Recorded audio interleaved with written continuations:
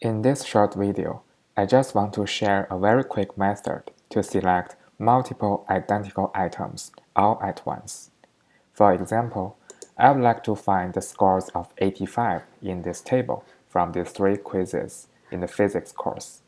This is what we can do. So first, let's go to the Home tab, Find and Select, click Find,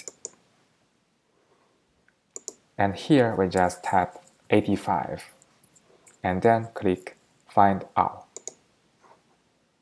So here it shows all these 85 points in this table.